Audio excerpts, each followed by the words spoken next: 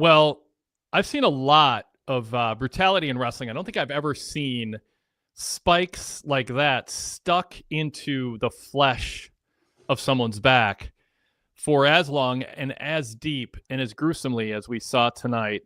Adam Copeland swinging his signature spiked board into Moxley's back.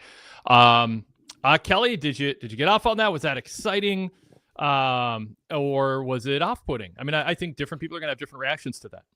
It was both of those things. It's not what brings me to the table. And my issue with Moxley isn't that he would do that spot. My issue with him was always that he was doing stuff like that in almost every match, just bleeding in every match. This match made perfect sense for him to do it. You know, they established the weapon. They brought it. They put it in front of the screen, and I was like, nah, no, it's not. And Copeland lays it on the mat, and I just said, no. There's going to have to be some kind of reversal here. And it did exactly what Moxley wanted it to do. Yep. But I could have gone my whole life without seeing Wheeler Yuta trying to yank it out of his body and failing. I mean, that will stay with me forever. That's probably the single grossest image that I've seen in wrestling, even though the amount of blood was much, much lesser. Just the flesh hanging. I had forgotten about it. So thank you for bringing it right in the end with Tony doing her thing at the end. I finally had pushed it out of my head, but yeah, John, you're a crazy man. Yeah. I mean, once it was out, you're like, okay, you're relieved that it came out, but it went in at so many different angles that it was hard to get. It was almost like Velcro, except not, and then you could see the puncture wounds on Moxley's back. And I know this is what Moxley likes to do. I mean, he told me when I did the long torch talk with him when he was heading to AEW, and he just was like, I don't care how much money I make. I mean, you care to an extent, but like I would be fighting in CZW if AEW didn't exist. I just want to do hardcore, severely hardcore style wrestling. It's what he likes, and Tony Khan lets him do it. Yeah, I mean, the walk and brawl was, relatively safe. It's a relatively safe style match, kind of walk and brawl, but there's a novelty to it. I don't dislike it, but it's not. I don't think it's the highest form of art of pro wrestling. But not all pro wrestling should be only its highest form of art. But as long as you don't do them too often, I mean, it's fine. It leads somewhere. This was a fine blow off to the feud, and they obviously transitioned with Kip Sabian and Nick Wayne interfering as the second round of interference after Moxley's crew, and then an angle with FTR and Dax being prickly, no pun intended, with Copeland. So yeah, but I don't know. I mean, it's not my favorite style match, but I can recognize a good version of it. This was a solid version of it, but really everything's overshadowed by the image of Wheeler trying to pull the spikes out of Moxley's back, and he couldn't do it. And again, there's going to be I'm sure there's people all over social media and Reddit and texting their friends about it who like that stuff. I think there's also going to be some people who are like, this isn't for me. That's too much, and I can't let my kids watch this. I would never go to an event where I have to see that. I don't know what the ratio is, Kelly. It's pro wrestling. It's going to have a wider variety of content. Kind of curious how TBS executives and advertisers feel. I think in this era, they probably don't care much either. Yeah. Although one person in the chat already did bring up, they already lost one sponsor over this nonsense and brought that up. There are some comments from people who are real grossed out by the level that they went to. And so I don't catch AEW very often. It's there's only so much hours in my week, which is why you bring my perspective on here sometimes. Yes. It's just not something that I am plugged into, although I know many, many of these talents. I've seen most of these wrestlers many, many times. And I just didn't know what I was stepping into. And I was just starting to think I admire their restraint in this street fight. Yes. When they brought out the weapon. And like Mick Foley bringing out a nail bat years ago, I was like, that thing is fake, because why would they do a real nail bat? But like with Mick, it was the real deal. And Moxley milked it for all it was worth. Could have reached back and tried to yank it out himself, but he wanted that visual of his back. And frankly, if he yanked it out himself, he might have done a lot more damage. I mean, if it came out at an angle, it might have just torn open skin. I mean, it had to come out. You had to pull that out like 90 degrees angle from the back to minimize the damage to the flesh, I think. Yeah, I don't know. I'm glad I don't know exactly what has to be done in that moment. Hope that was real nice and sanitized. I was just waiting. I was watching the referee, actually, wondering, because he's got to go. If we can't get this out of his back, we can't finish this match. I know. I was wondering about, I was thinking, is the ref actually panicking at this moment? And I mean, if you're a ringside doctor, I'm sorry, they do not have a class in college where you learn. I mean, I guess you're told if you get impaled, don't take it out or you could bleed out. Leave it in. Let the doctors cover. Take. This is the lesson ever. If you get impaled with like a pipe, don't pull it out. Go to the hospital with it in you. I've heard. I'm not a doctor, but I've heard that so many times, and it makes sense. You'll bleed out. If not, let them do whatever they do to protect you. This wasn't quite that bad in terms of being impaled because it was a flesh wound, a deep flesh wound. But I don't think doctors at ringside are trained exactly on how the proper process on taking that thing out either. So yeah, I don't know. Go ahead, Kelly. Yeah. I was just thinking I was again in my head about the ref thinking, this is live TV. I've got to make this call. Yep. But I can't end this match. Well, Moxley was talking to him prematurely. Too. You could see Moxley talking to the ref. Mm-hmm. Yeah, it was. It was gross, and I dare say it overshadows the Dax stuff, which we've only just barely touched on. But how can you not mention this gory spot first? Yeah, exactly. Yeah, we'll get to everything, including the comments in the chat in a moment here too. Moxley is a champion, retained the title. Let's not bury that either. I mean, this was an actual title match. They decided not to main event with it. They just started hour 2 with it. Interesting choice, but it allowed them to have an angle with Tony Storm and Megan Bayne afterwards, set up a match at Dynamite. So we'll also get into that. Let's actually just pause. Let's quickly and formally introduce ourselves here, and then we'll get to the chat room comments on this match, and then we'll go from there into other segments on this show.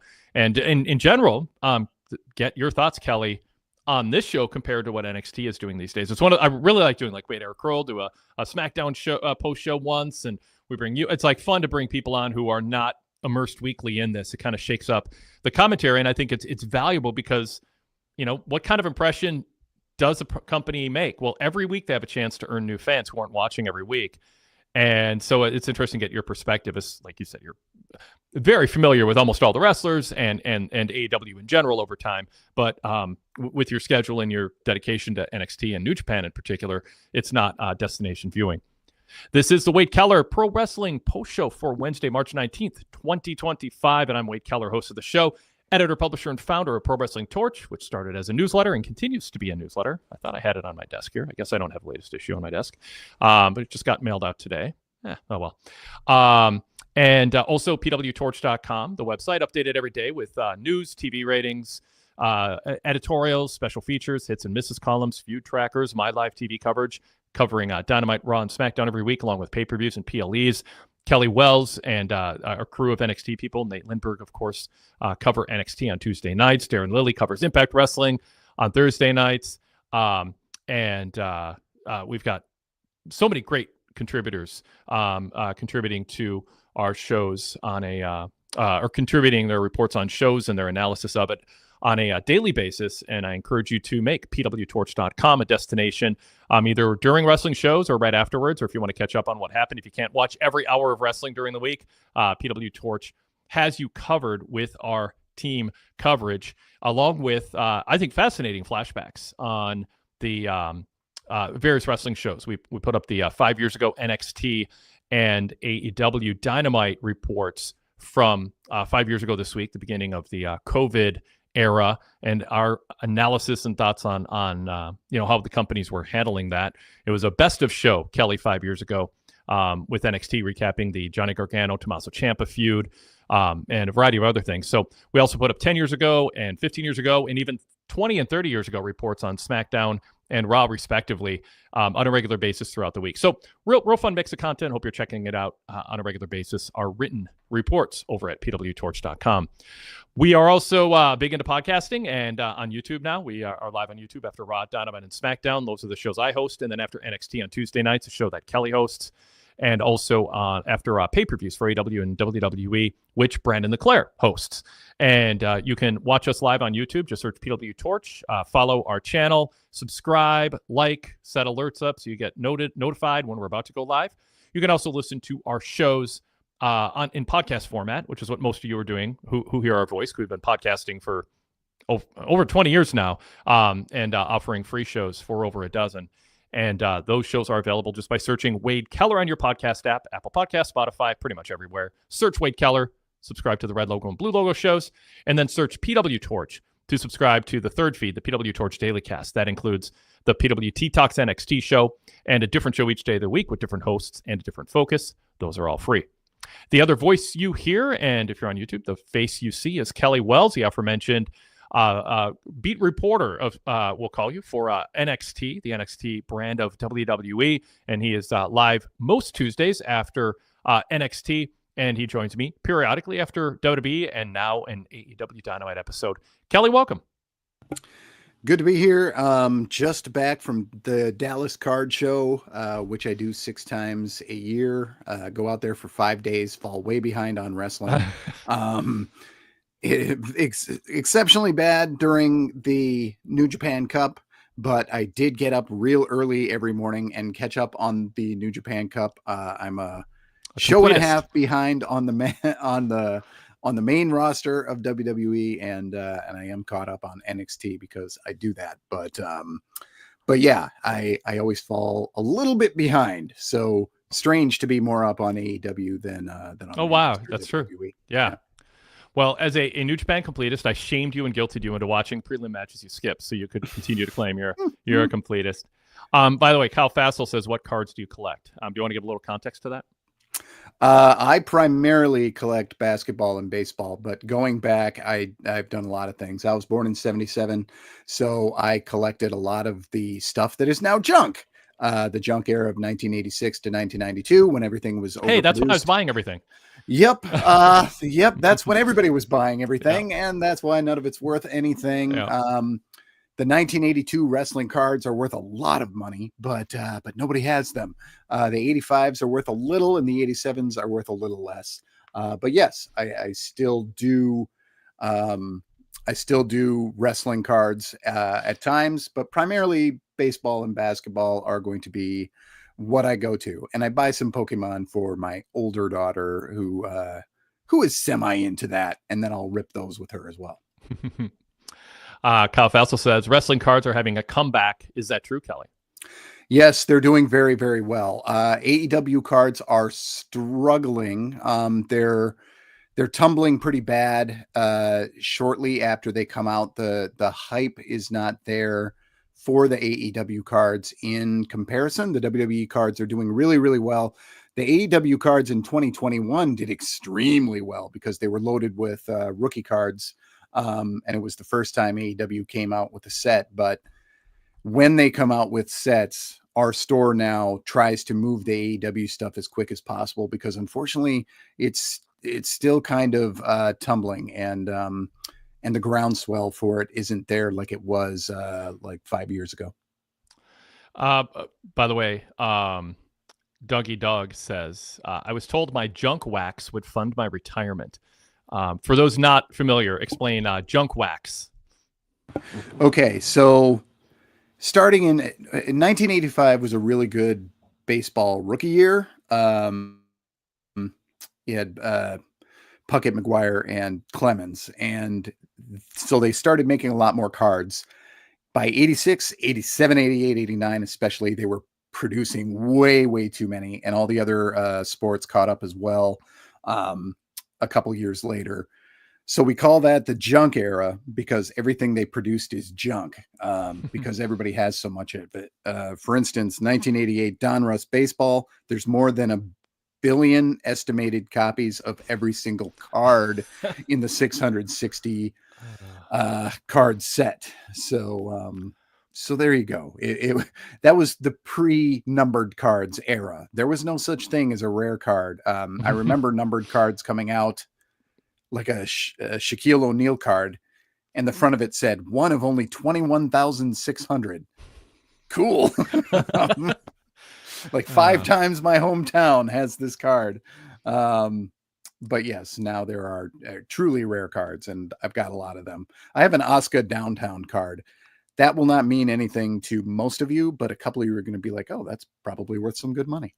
And it is. I've got a Gretzky Ricky card. I still need you to take a look at it. Ooh, will do. Yes. I think I've taken good care of it, but it's probably, good care versus pristine is, there's a very, very big difference between those. And, I slid them into the plastic sleeves to, it's like, I don't know, but that was like,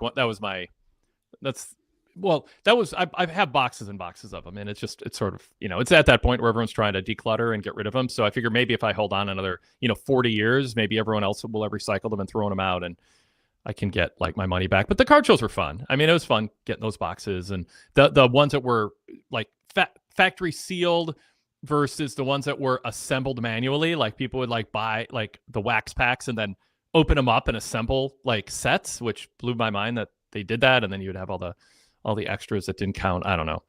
I'm having flashbacks now. Sadler Version 3 wants to know, why are rookie cards always valued higher for card collecting? When I was young, I had that same question. I did not get it. And even to this day, I just think, why is a guy worth less when he's playing like a Hall of Famer than he was when his cards came out? And I think that's because you have to be smart enough to hold the card when the guy is a rookie. Because it's easy to offload all your Zion Williamsons because you're like, this guy isn't going to pan out. But if you hold him and he turns out to be a megastar, then, maybe that's a bad example because Zion is still kind of struggling a little. But we are playing the Pelicans. No tonight, spoilers tonight. I'm going to watch the game after. He's in Kelly. Yeah, Oh, I have no spoiler to give you. And same to the chat. So, but I know we're playing. I would take for granted the win, but after the Indiana game with 4 starters out, we can't. So I'm caught up on that much. Yeah, it makes sense to me why rookie cards are worth more, in the sense that if you get them, I mean, if you know a rookie's going to be great, like an NBA first overall pick, the odds are not perfect, but they're good. But it's like baseball. Sometimes you just have no idea, who's going to be a big star, and they go through the minors or whatever. So if you have, once they become a star, people want the cards. And if you have them in their first year, it's more rare than when they're a superstar in their 6th year. And I guess there's just something cool about having the first of something too. It just has sort of the collector community has agreed it's important. That's sort of the answer to everything, isn't it? Yes. The market wants them to be the most important, so they are. Yes. Kyle Fastel said, I bought some early 90s WCW cards on Etsy recently. They are awesome. I know which set you mean. They are powder. They're like neon green, red, and yellow. They are very, very 90s. And the Steiner Brothers, Flair, Doom, Missy Hyatt. I know that whole set. Well, someday, Kelly, you can come over and we'll have a bonfire with my worthless cards, and then you can tell me how to better protect any of them that might still be worth something. I got top loaders for days. So, Yep. All right. Kyle Fast also wants to know, what am I supposed to do with all these Beanie Babies? Dougie Doug says, like, a Jordan 72 win season card should be worth more than a second-year card because the year of the issue was historically significant. Only if collectors decide that. All right. Mm-hmm. Kelly Wells, welcome. I welcomed you already, but I don't know how far we got on that. You were talking about a variety of things, but good to have you here. I don't remember either. I'm Kelly. I like New Japan. I like wrestling in general. Just a fan of the stuff. So I guess we'll go there. You can find me on Blue Sky at other Kelly Wells.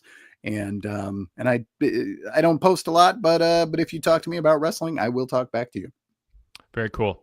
Okay. let's. I mentioned we had a lot of comments in the chat about that opening match. Let's just march through some of them, and Kelly and I can respond to them. Beginning with Dougie Doug, because I feel like part of my unwritten contract with AEW and TBS is being able to feel confident I won't have to see people mutilating each other without warning while eating dinner. And Jack London says the crazy part is the nails weren't super sharp, which had to suck even worse. Is it worse to be stabbed with a steak knife or a butter knife? Yeah, I mean, I get what he's saying. I mean, it, you know, the clean, you know, if you have a new knife that's really sharp and you get cut with it, it doesn't hurt as much. It just is shocking. Like, oh my God, I've got skin dangling and I'm bleeding. But if a jagged old knife like cuts you, it's this is more gross than watching the move. It's, you know, it's sinewy. It's like yanking on your nerve endings. And so I guess I'd rather be stabbed with something clean as long as it didn't go deeper than something dull and jagged that still punctures you. I can't believe we're doing this. Yeah, it's strange to have to do this, but if you're going to have to do this, it's going to be after a Moxley match. Who else would it be? So, yeah, I hear the same thing too. It takes so much more work to put a butter knife in somebody's back. So if a butter knife is sticking out of somebody's back, you know that somebody really wanted to put it there. Yeah. All right, moving on. I don't know if it gets better. We'll see. Derek Hubbard says the match had a lot of drama, but it did not feel like the definitive ending to the feud. I did not feel like Moxley proved that he was better than Edge. Yeah, that's part of the problem with a match like this. Well, not all matches like this, but this did feel like it was more about the gore and the oh my God than it was telling a story. It told a story, but it was more like, hey, I can't wait to get to this spot.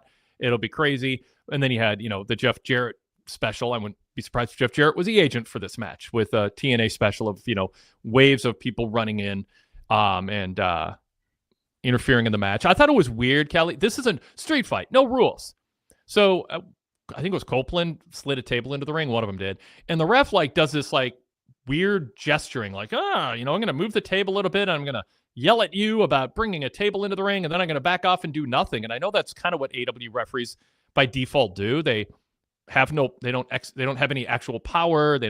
But they scold wrestlers for things. But in an anything goes match, why is a referee acting like the table is some affront to the rules that he ostensibly is there to enforce? It was just kind of, a low IQ moment in that match. But yeah, I feel like I'm being seen like I've just run into a lot of those lately. There was an NXT moment in an underground match where the same sort of thing happened, where somebody went for a cover and it looked like somebody was in a triangle and the ref looked like he was about to start counting. But thankfully he did not, because pinfalls are not possible in that match. So yeah, I guess muscle memory takes over, and I understand if you're out there doing all these matches, but yes, I didn't catch that moment somehow. Yeah. But and why did the ref? It's, if you go back and rewind, he moved the table, it was sort of like me when I'm in a store and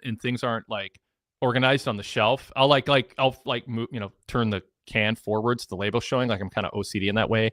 Now, my first day of my first job as a teenager at 7-Eleven was introduced the term front facing, and where you move things to the front and you put the label and face the label out to the customer. And I got some sort of weird Zen satisfaction out of the end result of that, and it's always stuck with me. So when I go into stores and I'm like, oh, I want to go back to this. It brings me back to that fun time, listen to the KQ morning show and straightening everything out in the front when the Twins were on their way to the World Series. A lot of fun memories. Best Buy, where I met you. Yes. We called that laser lining, and God, I loved doing it too. So satisfying. Super One Foods I think it's called Super One up north. Went in one once, and it looked like the grand opening, and they were about to film a Hollywood movie there, and it was midday. And I asked one of the employees, why is the store so perfect? And it's our manager tells us every day is our grand opening. And he was it's just that manager was very particular. He wanted that store to look immaculate.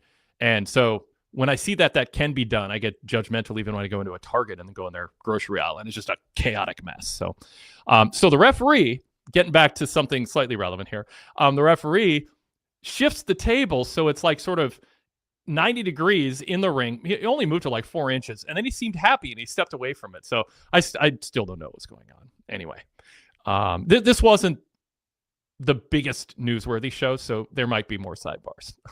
But I was thinking that as I wrote this down, like they didn't tell us a lot of stories outside the ring, which usually make for a lot of good fodder. We got lots of good in-ring minutes, but I wondered, you know what? It's great that we brought up WCW cards and Beanie Babies, because tonight we have to.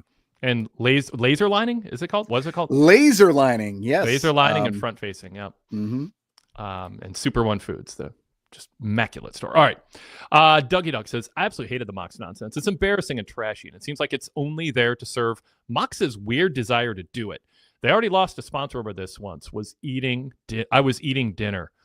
I mean, honestly, if you're watching a Moxley street fight with Copeland, I mean, it's kind of on you unless you're a new viewer. I mean, I know there's like, people think, well, there's a pact. It's basic cable. They're not going to do this, but they have. I mean, it's been done. So, but I mean, Dougie Doug's perspective is super valuable. And honestly, if I was just a fan watching for amusement, I mean, I don't think this wouldn't be my thing. That said, I'm not like grossed out or offended by it. There's other things that bother me more in pro wrestling than this, but maybe this should bother me as much as it does some people, because maybe I'm just desensitized over the years, Kelly. As long as it's like, I guess part of it is like chair shots to the head, dangerous moves where someone can land on their neck and break their neck.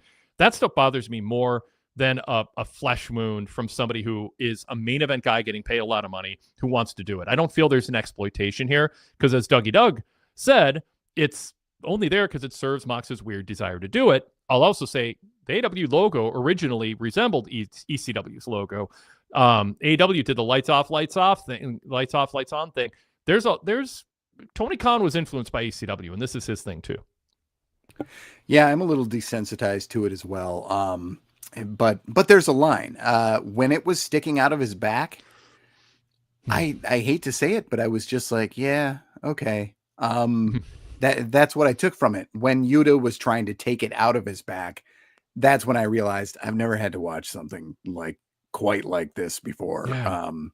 Like in person, I saw one of my brother's bones sticking out of his leg after a car accident, and that was the worst thing I'd ever seen. But this is like a good second. Yep. Yikes. Mm-hmm. I shot ringside photos in LA at a hardcore show about 15 years ago. And that was just crazy brutal. And there were it was when the fluorescent light craze was big. And there were like little kids at ringside with their parents, and there's like shards of glass flying everywhere. And I mean, it was surreal. And I mean, I'm like shooting ringside. It was for the photographer and me, because for people who don't know, I shot ringside photos for years and years and years. Like I traveled the country shooting ringside photos for PWTorch, my newsletter, Pro Wrestling Illustrated. The last photo ever on the cover of the National Sports Daily before it went under was a photo I took of Derek Dukes, who was gotten into boxing briefly. And I love doing ringside photography. I've got, great collection and framed photos on my wall of it. And there weren't a lot of big name wrestlers like Dean Rotten was there, but it was just like visually very stimulating to shoot photos of it. But I was also at the same time, the human in me was like, why would you bring your 9-year-old kid to this to see it up close? It was crazy. And I mean, but it is AEW trying to differentiate themselves a bit, because obviously WWE's not going to do this. And, that's one way to differentiate your brand, I guess. Well, you and I went to Full Gear 21, 22. We went to Full Gear anyway. And there was that match with Punk versus, oh gosh. But there were buckets of blood in this. Punk and maybe it was MJF. But at any rate, they brought in thumbtacks. And at one point, CM Punk was kicking, but there were thumbtacks all up in his boots. So he was kicking thumbtacks like into the first couple rows. And I thought, okay, this was ill-advised. They didn't think that. And that just made me think of you saying these 9-year-olds in the front row.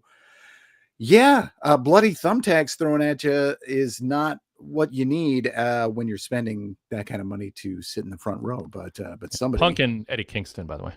Kingston. Okay, yeah, that makes sense. That made the most sense, but I just did not remember that being the case, that it was Kingston. Okay. Yeah. All right, Bid Moon did a super chat. Thank you, Bid Moon. By the way, super chats are wonderful and welcome if you want to make sure you get highlighted. He says, you guys are great. Love the show. Can we just talk more about the John Cena promo?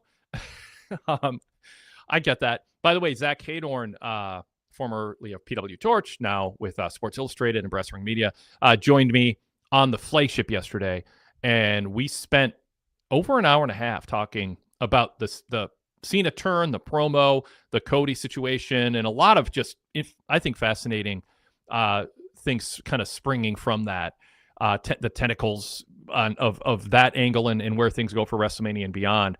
That is available right now. Actually, we went so long because we talked AEW and WrestleMania's lineup and more. We just broke into 2 parts because it was so long. So you are invited to search Wade Keller on your podcast app and subscribe, because it is audio only, podcast only. It's not available on YouTube if you're watching us on YouTube. But it is free. It's a 2-parter. Hit download on both. Start with part 1. You get a big dose of John Cena heel and John Cena Cody Rhodes at WrestleMania talk. And then part 2 continues that and then gets into other topics. So again, search Wade Keller, subscribe. It pops up everywhere you listen to podcasts.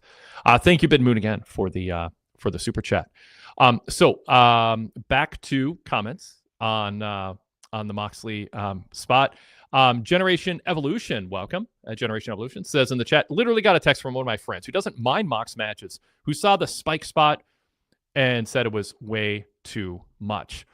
And I mean, I don't know what the turning point for anybody should be or is. And I can't even predict it, but I'm not surprised that would be too much for people, Kelly, that this would be something where it's like, you can't suspend your disbelief, or you can't pretend it isn't real when it's that real. And I mean, that's a feature, not a flaw in the eyes of Moxley and wrestlers who do this. After that LA show, I carpooled with Ian Rotten, and he had his arm out the window of the car that I was driving, and window down completely. He didn't shower after his hardcore match. He was covered in blood. And people are just staring at him and oh my God, what happened? It looked like, he was on his way to the hospital from a car wreck.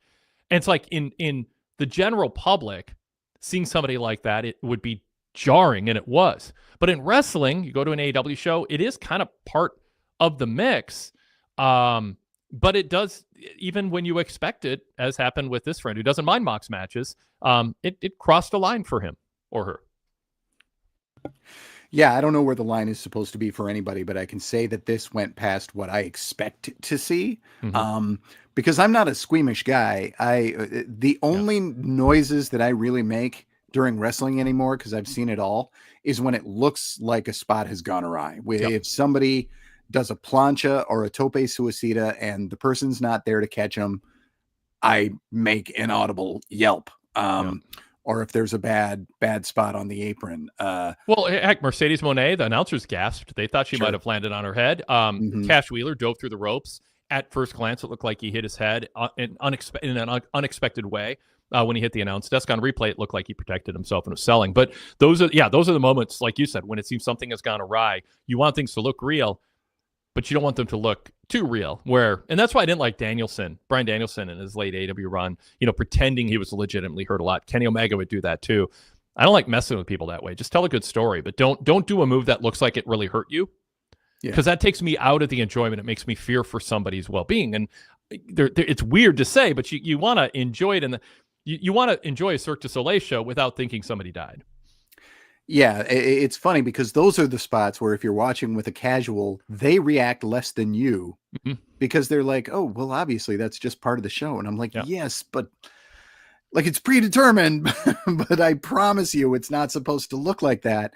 Yeah. The head's not tucked or whatever. I don't want to see anything that looks like a neck injury or a major head injury, anything like that. So, I don't want to see a Hayabusa spot, anything that's close to a Hayabusa spot. I'm going to lose it when I watch that stuff. Yeah. Blake Riley says, I'm very over this whole Mox tuttering at this point, to be honest. Lady B says, John drove 11 hours to do that. He's a real sicko, as they say. Blake Riley says, I had a friend of mine who doesn't mind. Oh, I already covered that. Sorry, Blake. Maybe did you post that twice, or did I just read it twice. Who knows? Sadler Version 3 says that Moxley spike spot made me scream and slither down my chair.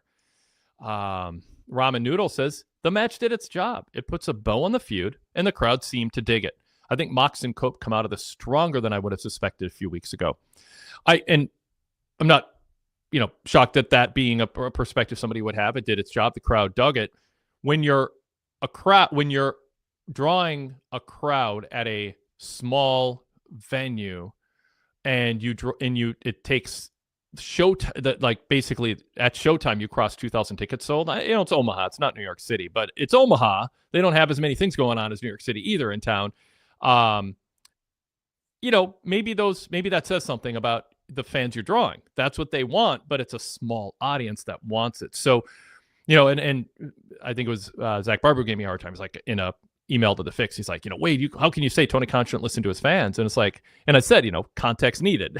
My point was, the fans who are supporting AEW right now is a fraction of those who supported it at the beginning. And Tony Khan, if all he does is listen to the remaining fans, he is not listening as carefully to the ones who are only occasional viewers now, or disgruntled, still watching, but maybe just hanging on by a thread, or aren't watching anymore. They're the ones, if I'm Tony Khan, that I also have an equal or more of an interest in their opinion. Why did you leave me? Not the 2,000 fans who are showing up and eating up a match like this. Kelly, what do you think about that? Yeah, I'm running through all of it in my head, and there's perspective what Tony Khan should do, and what he should let Jon Moxley do, because Moxley wants to do this, and we're getting that in the chat. People saying, as long as I don't feel like somebody's lives in danger, and the wrestler wants to do this, and I understand that. But if I'm Tony Khan, I don't think that I'm like, hey, thanks for wanting to do that for me, but I don't want you to do that just because of all the things that can go wrong, and him being on the hook for it. Because there's definitely an argument you can make, and that's why I said earlier, Moxley is a well-paid main event guy who has the agency to say no to anything he doesn't want to do. He's doing this with enthusiasm. We're not saying Moxley's being exploited by doing this. So the fact that Moxley's willing to do it takes away the notion that it's sort of like the steroid argument. A lot of wrestlers took steroids not because they wanted to, but because there wasn't testing to prevent those who wanted to from doing them. And so in order to look competitive with them in an era where that physical appearance was important, people ended up needing to take steroids, or felt they needed to take steroids, in order to hold on to their position so they could get the crowd reactions that the Road Warriors were getting, and Ultimate Warrior was getting, and Sid was getting, and on and on. So that's where it's like, if somewhere people are willing to take steroids, you can say, well, then let them take them. But if it weeds out, if it essentially it makes wrestlers feel that they have to take them who don't want to take that risk, then that's a negative. I don't think that's the case with violent matches like this. I don't think, anyone at backstage is going, oh God, now I've got to do what Moxley did in order to hold my job. So it doesn't have that element to it, to me. But the case, Kelly, you're making, that I hear you making, and that I'm making, and others in the chat are making, is we're not arguing that wrestlers are being forced to do this or pressured into doing it. It's just, is it good for business? That's the phrase that the Authority kind of co-opted that I used for, 15, 20 years before that. What's best for business? And that's the perspective through which I analyze wrestling. There's things I enjoy that aren't necessarily good for business, and things, whatever. It's like, it's not all about me. It's not all about you. You just want to step back sometimes and go, I dug that, but let's look at the data. Why, there's a variety of reasons AEW, the distance between AEW and WWE is about as wide as ever. But is this one of them? And it's a question to pose. And obviously there's anecdotal evidence. It is. Yeah. And I would add that while I don't think that Moxley's decisions create a culture where everybody says, I have to do that, because there are a million ways to be noticed in wrestling, it might not be that great for Moxley, because then what does he do next time when it's time to outdo what he did last time? And I feel like this one's hard to top from a visual standpoint, or hard to bottom if you if you want to say that, because we really, I don't know, I thought you were going Tony Storm on me would there. think he was circling the drain. No, we'll get there. But yeah, I just feel like, why put yourself in a position where you have to top something that was so grotesque? I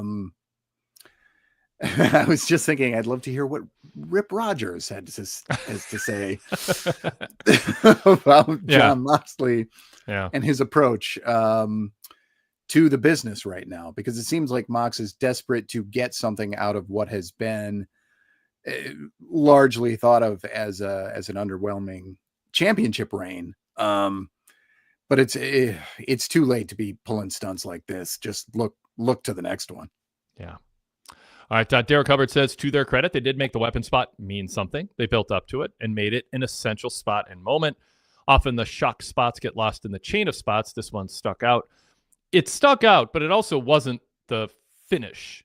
There was all kinds of interference and shenanigans going on too. They could have made that spot a focus and to Copeland winning, or Copeland thinking he was going to win and overestimating or whatever. I don't know. But I get Derek's point. We are not talking about 6 spots and forgetting about 3 others. We're talking about this. And there's something to be said, for that. At least if you're going to do this, we didn't have a dive off the scoreboard also. They didn't add excess to excess.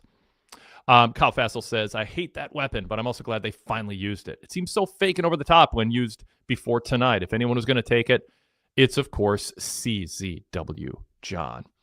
Dougie Doug says, the brainless gore is the main talking point coming out of a great show. Takes away from everyone else's contributions tonight, too. There's something to be said for that. When you do that, you're going to be the talking point. Kyle Fassel jokes, Abdullah the Butcher was the agent for this match. King of Strong Style says, how can anyone co-sign that? And Chris Johnson says, dumbass spots like that lead to nowhere. You have to keep finding crazier and crazier spots. Pure shock value. 1996 ECW at its worst. Sadler Version 3 says, Derek, I agree with that. I think it was overboard, but at least there was a story to it. Every time Edge brought out the spike weapon, I rolled my eyes. BJF says, Mox should have left it in his back. Hard to get a shoulder pin then. Who is this? Jim Herd with the old hunch. Jim Herd, the original WCW executive vice president in the Ted Turner owned era after he bought Jim Crockett Promotions, had pitched the idea, legendary story, and we're gonna have a take team called the Hunchbacks, and the gimmick is they can never be pinned. That's what happens when you bring someone in who doesn't know wrestling, who thinks they have cute ideas that'll be fun to do. Anyway.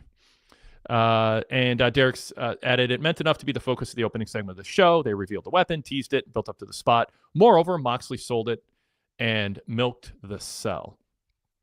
And then Scott TPA said, I'm so glad that was the main event instead of the world title match, meaning the women's match.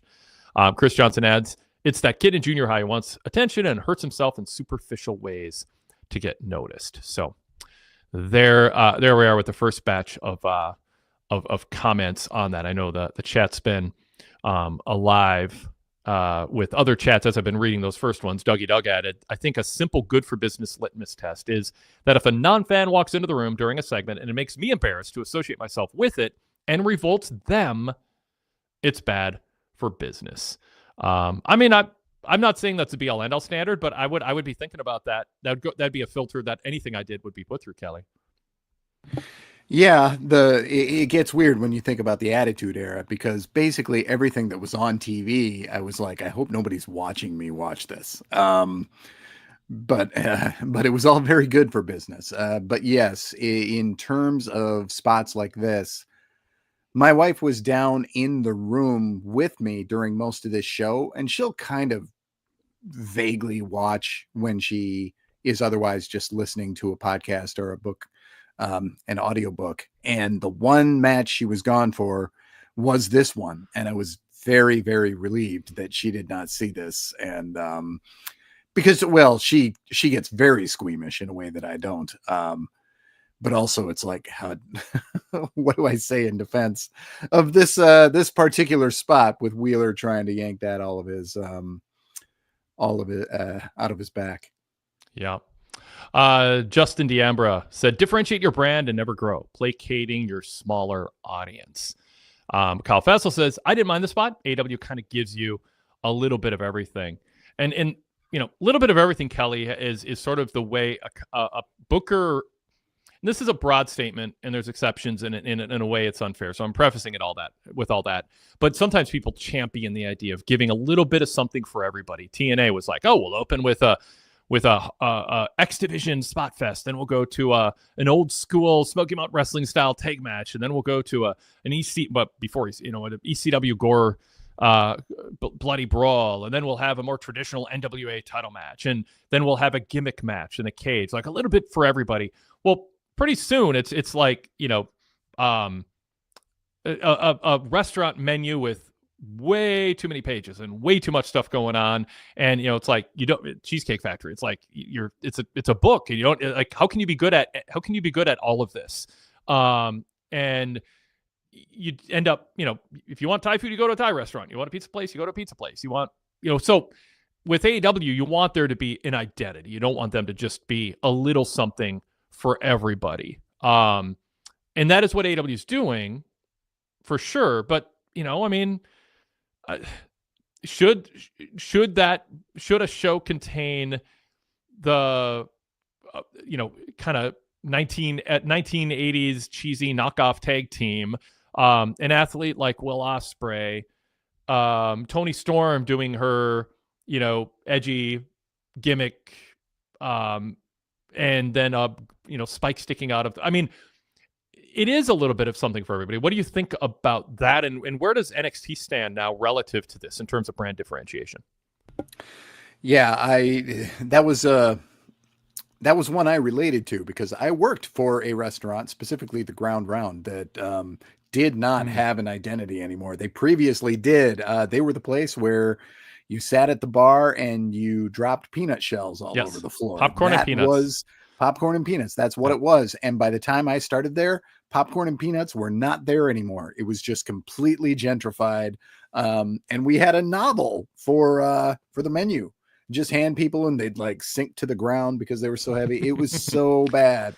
How many items we had, and there was just no identity there. And I guess that makes sense. And plus, if you have a gimmick match, a specific match type for every match, then what is wrestling in the first place? Like, I don't know, what's your show if everything is different? I would say that right now, NXT is really focused right now. I've seen all of it. So I've seen some really good times and I've seen some really bad times. And some of the bad times weren't because they were doing bad storytelling or writing. It was because everybody was green all at once. And that was not working. But they've struck a good balance. It does look like a developmental show right now in many ways. But you have a lot of talent, and they make sure that the championships are held by people that can actually anchor that show and things like that. So that show has an identity that is way more consistent. It relies way too much on multi-person matches, but that is just something that Sean likes a lot, and we'll see if the next person does as well. But yeah, I feel like it's really focused right now, when it had some real growing pains at the beginning of the 2.0 era, which wasn't as recent as everybody thinks. That's feels like a long time ago. I think in my 10 years ago NXT report that I put up yesterday on PWTorch.com, Sean, was it Triple H was talking about like going on the road, and Corey Graves was like, oh yeah, we're going to be a touring company. And I was like, I wrote a little commentary in the analysis going, you know, NXT is a developmental company, and when they start trying to be a company to drawing ratings and selling tickets, it's going to change, because now you're going to expose wrestlers in their developmental stages to a national audience, and it takes away, like Bayley. You know, I mean, Bayley, they could have started from the beginning with her on the national stage with her gimmick, if most people hadn't, or you know, a very sizable percentage hadn't seen her do it in NXT through either WWE Network or, you know, eventually USA and now the CW, when it was just hard to get, send me the VHS tape once a month of the 4 hours, which is what I was doing for a while. It was under the radar for the most part. And so it changes when, and now NXT has to serve a purpose. It's they want to draw ratings and draw money and sell tickets and go to buildings that AEW wants to go to kind of burn them out, while also developing talent. But, they're trying lots of things with the talent, but, then you got, Ciampa and Gargano showing up, and it's like, do we talk about the fact that they feuded? Or you have Roxanne Perez show up, and it's like, well, she's a good guy here, but a bad guy there. And it was like Jerry Lawler being a heel in the AWA when he was a baby face in Memphis, and they both were airing in syndication nationally. And it's weird, so there's all kinds of, anyway. Any thoughts on that, Kelly? Yeah, I don't know why they're doing what they're doing with Roxanne at the moment. I think she'll be fine as long as they keep her in a heel context, because no matter how much of a baby face she looks like in real life, she was born to be bad, and I hope they stick with that. Yeah, it's the size thing is an issue, being an undersized heel. Of course. And yeah. But Goodfella 1422 says, my ground round had a projector screen set up playing cartoons too. We had a giant TV, primarily playing sports. Yeah. And I am a lover of sport. I'm also a lover of cartoons, so that would have worked for me as well. Yeah. In retrospect, I feel better about the peanuts and like cracking open the shell and eating those than the popcorn where everyone's hand is just digging this. You're touching the scooper, and I don't know. Kyle Faster regarding being a little bit for everybody goes, I take the variety over everything being a spot fest. Yeah. And you can have variety, but you also want to have an identity. I mean, it doesn't mean you can't. You can have a menu that has an identity at a restaurant and with a couple things that aren't exactly themed, but when you think of a restaurant, you want to think that's what I'm in the mood for. And with AEW, they should have that. And I don't know if we're the best wrestle. I mean, that's a variation of multiple dying companies over the decades. NWA, we wrestle when they were at their, lowest point before Ted Turner bought him. Or was that? Yeah, that was right before Ted Turner bought him, if I recall right. And TNA, I always tell the Dixie Carter story. Why would people watch TNA? I interviewed her, it's in the archives. If you walked up to a fan and they said, I watch TNA, not WWE, what do you want their reason to be? And she goes, we have the best wrestling. And she wasn't watching the WWE at the time, and they didn't have the best wrestling. WWE had better wrestling than TNA at that point, but it's the only answer she had. TNA didn't have an identity because they were a little bit of everything. Memphis style, overbooked finishes that was a Jeff Jarrett special, and on, all the other things I talked about. So the idea is you want to, in the back of your mind, go, if someone isn't watching WWE and they are watching us, we have in our mind 80% chance of being right what their reason is, because we deliberately market that flavor, so to speak. Yeah. All this talk about identity, I was looking at the comments, and there's some good ones. Justin D'Ambra saying AEW serves you dessert before dinner. Yep. That saying is probably out there, but very fitting, especially tonight. Serving up this main event segment right in the middle of the show, and it's still the only one we've talked about. Yeah. So yes, I guess that is a point well made. Yeah. Bobby F says, fair comment. So they should just be WWE light. And no, I mean, that's not at all what I'm saying. I don't think that's a reasonable interpretation of what I'm saying, but it sounds like Zach Barber is showing up. The idea isn't be WWE light at all. But you want to be something in particular that's different. The idea is they're different than WWE in many ways. But let's say WWE didn't exist. What is their identity? If WWE does exist, you should be, to a degree, counter-programming them because of the lead that they have and the market share. But there's also things you can emulate from WWE, and don't be WWE light. Just there's fundamental things. I'm sticking with restaurant analogies. A restaurant shouldn't innovate by having tables with 3 legs and chairs with 2 legs. Like, that's different. But no, you want to have clean tables that are on 4 legs or a good center support in a booth or whatever. there's just fundamental foundational things that you have, and then you build around that, and then you have a distinct flavor. But what should AEW's identity be? Kyle Fassel said, what is AEW's ideal identity? And I don't, Kelly, I don't know what their ideal identity, I don't know if there is an ideal identity, and that's a whole other discussion. But they ought to pick something, like, and have that be their thing. But I their identity is what Tony Khan fondly remembers from growing up. And it's a variety of those things. And really, to a degree, one more thing, what the stars he has are good at. That's their identity right now. What are his stars good at that they want to do? Yeah, I think that instead of trying to be WWE light or anything like that, the one thing you can do if you want to stay consistent to your brand and differentiate is to just have a tonal shift. And you can say you want it to be more like sports, but they're still doing a lot of the tropes that are, I think we've talked about this before. I know we have, and I don't know if it was on the show in person or both, but it's so hard for any booker who grew up on WWE to think of wrestling in any other way than what WWE gave them or WCW potentially.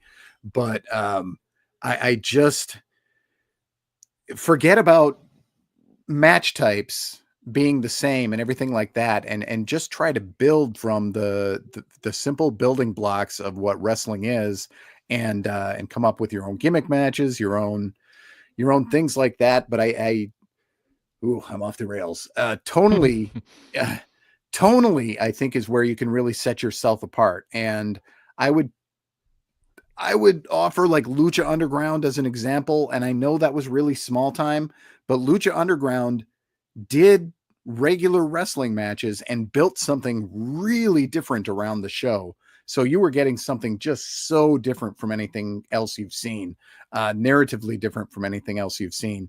And Lucha Underground folded. So I'm not going to say this is your exhibit A. My point is they tried to be tonally different than what WWE was doing, and what any other company before had done. And that's what I was hoping to see from AEW, but just so much of what they do reminds me of something I've seen before. And I think this is really hard to just fix overnight now. But I think it's worth trying to see if can you go darker? Can you go more cartoonish? Just pick one and commit the show to it for a while. Mark Pischetti says AEW is so far away from having an identity, it's hard to watch. Tony is being exposed for being a rich mark. It's sad because they have top talent that could be marketable if they're booked right. And like I said, it's a bigger discussion than we can have on a post show in terms of what is really delving into what identity is out there to be had that would be an alternative to WWE. But it's a worthwhile topic to get into when we have time to do that. Although we had time to talk about front facing and trading cards, but honestly, that's like it'd be a fun like special like hour and a half, 2 hour like flagship just doing that. Mark Pischetti says AEW is indie-rific. That's the product. When Danielson and Cole debuted, the company peaked. They were as exciting as they had been. It's been a decline ever since. Tony can't book, period. I think that's harsh. I think Tony Khan can book. Kyle Fassel says, hey, don't be too mean. Tony Khan is in this chat right now. Don't know if that's a true statement or not. And Ramen Noodle says, I don't usually do this, but isn't WWE a little bit of everything? What don't they give fans? What is their identity? No shade, just a question. WWE is a pro wrestling show about stars telling stories. I think they've lost their way a little bit with too many tweeners, shades of gray, heel, face clashes right now. But they're into telling stories, and it's, yes, there's great athletes doing great moves, but that is not something that they would say is their identity. Their identity is a Roman Reigns match with minimal moves, minimal bumps, but there's a story there. There's big story arcs, where things get settled in the ring, and it's built around interpersonal disputes and interpersonal interactions, whether it's Judgment Day or the Bloodline and multiple other factions and other things. It's interpersonal dynamic among athletes who are in big story arcs who settle it in the ring, where good wrestling often happens, but it is not the point. It's never marketed as the point. This match is great. It's observed as happening, but it's not the reason you watch. Obviously people watch because the wrestling's great, but that's not what WWE markets. They observe when it happens, but what they want you to believe is what's happening is important in the pro wrestling realm, with megastar personalities fighting over valuable titles and interpersonal disputes. And that's where their focus is. And they're selling out stadiums 2 nights in a row back to back, by a very deliberate approach, by treating their top tier as huge stars with interpersonal disputes and long story arcs and titles, and some that they've successfully made feel very important. Kelly, what do you think of that framing, and what would you add or augment? I would agree with what's said. I would also be hard pressed not to use the term they're in the business of making moments. That is very much their identity, and right now I would say part of the identity is that I feel like there's a reason. I feel like everybody who's getting TV time has some kind of goal. In their worst times, they were just throwing out matches, and they had lots of lean times. Recently did WWE, where they were just throwing out guys for no reason, just trading wins and losses. And I would say right now it seems like everybody up and down the card, because Chad Gable is not high up on the card, but he has a very, very specific mission. And and if I'm into his mission, then how the heck more am I into the main event scene's missions? That is something that I always want to see. I want to see that out of AEW. I want AEW to take up more of my time and make me waste more of my life on wrestling. That is what I want out of this company. But unfortunately, I step in and then I get a show like, this wasn't a bad show. Like, there wasn't much to dislike. But it was, 5 good matches, good to better matches, and not a lot of storytelling going on this week. Although I did read your recap for last week, and it seems like last week there was a lot going on outside the ring, which I would have liked to see too, just to build to some of these. They're always building to too many shows at once, and tonight was no exception. But yeah, would have liked to see more of that. Yeah, and when I say what WWE is about, it's not that that's what they're about. It doesn't mean everything is great that they try. They'd admit not everything they attempt to try works, but I think they have an idea of who they are, and I think there's some strengths and weaknesses to the Paul Levesque version versus Vince McMahon's version. Dougie Doug says AEW's identity was giving fans the product Vince wouldn't, and treating the fans with respect. Then Triple H took over, gave fans the same thing on a bigger scale, and AEW has to find a new look. I mean, I think that's well put. When Paul Levesque is, using the phrase heel and babyface, I've called it out as kind of the new work. It's pandering to fans. It's kind of patronizing. Like if I use an insider term, you're going to just be like, oh my God, he's talking to me. He respects me. He's using a term that wrestlers aren't supposed to say and promoters aren't supposed to say on TV. And it's counter to the narrative structure of the product to use insider terms. I don't think it's like this huge deal, but I think he's up to something with it. And I don't think people should think he respects you more. It's just a tactic to get you to think he's more honest. But I think Dougie Doug is right. I mean, AEW's identity and Tony Khan wanted to be a company that treated wrestlers better, treated fans with more respect, and it was a counter to Vince. And now, Mark Biscotti says Tony was good at putting out a product that countered Vince. Triple H is doing what Tony envisioned, but has a top talent to do it. Kelly, what do you think about that in terms of the dynamic over the years with AEW and how kind of their mission should have adjusted over time? Yeah, I think that they got a lot of mileage out of the excitement of there being another major brand at first, but I think people waited for something different that maybe never came. Oh gosh, so many layers to it. This is such a big picture question. I'm sorry. Yeah, well, I'll read a couple other comments what you think, Kelly, on this topic. Just sure. Because Kyle Fassel says AW was on top when WWE was crap. WWE doing well puts AW under a microscope more than ever. And Sadler Vision 3 says, yeah, that's true. WWE doesn't have as much pointless fodder matches as they did in the late Vince era. Everything has a purpose. And I mean, whatever Tony Khan likes about wrestling aligned early on in AW with what Vince wasn't doing. But Tony Khan for AW to stabilize and grow, not revenue-wise, because I know revenue's up because of the new TV deal, but in terms of the metrics that are indicative of fan satisfaction, not your value in the TV landscape. Those are two different metrics that can tell you very different things.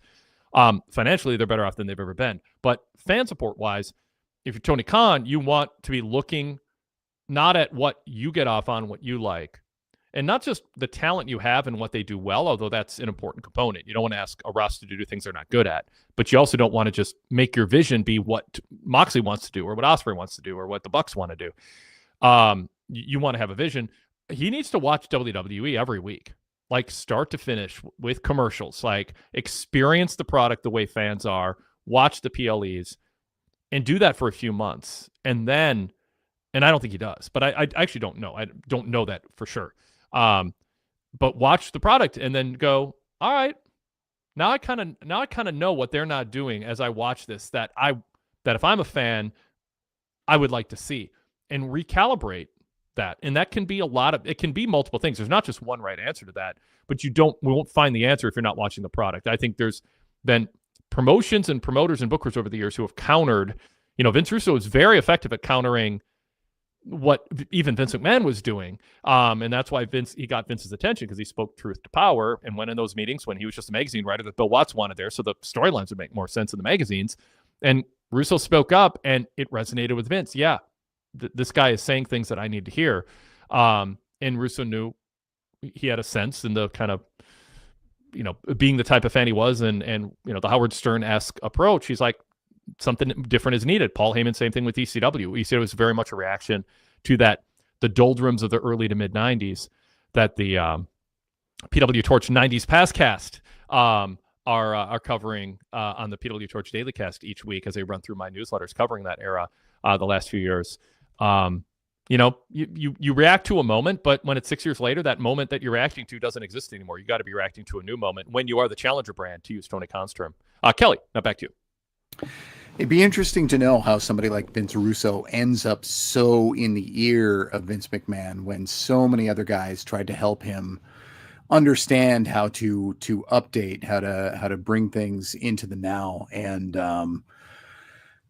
And he would just squash so many of these would-be writers and bookers and things like that and not take their advice. I would love to know what made Russo so different that he allowed him to be in his ear, because Vince was surrounded by yes men. It was Jerry Jarrett and Gerald Briscoe and Bruce Pritchard. They told Vince what they wanted to hear because they were survivors, and they reinforced Vince's ideas. And Russo, through bravery and chutzpah and lacking a filter, and obviously having strong opinions, which in that moment in time were right. 7 years later, he was wrong about almost everything. But and that's my point. Like, at a moment in time, you can be right, and you meet that moment, and you're the right person for that moment. But if you don't change, this business is changing constantly, especially if you're trying to be a challenger brand or getting out of a rut.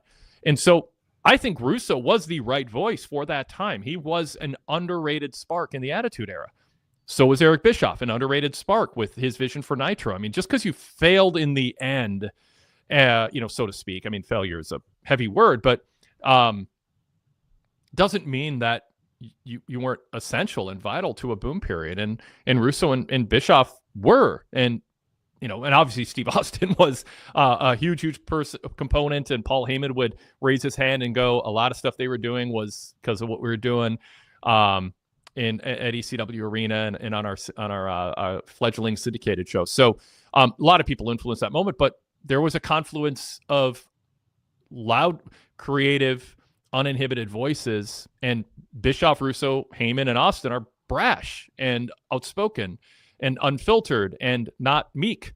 And they were watching wrestling, and they're wrestling fans, and they didn't like what they were seeing. And they made a difference. Who does Tony Khan have that in him, or will he listen to the right person who will say, Sanjay Dutt might be telling you this, Jeff Jarrett might be telling you this, Tony Schiavone might be telling you this, Will Washington might be telling, like, you might have these voices, but they kind of want to keep their job, and maybe they're not visionaries, and maybe they're not watching the WWE product either. They're just busy serving you. Who's going to be that voice that he listens to that leads him in a direction that gets AEW on a course where people go, oh, this is for me again? And the person on top has to be open to hearing that in the first place, because it doesn't matter who they surround themselves with, as long as they don't want to hear that in the first place. Because Vince, we know, didn't want to hear things from just anyone. You've got to have somebody who's got the willingness to say, I don't get what's going on in the world today. I don't get the memes. I don't get the jokes.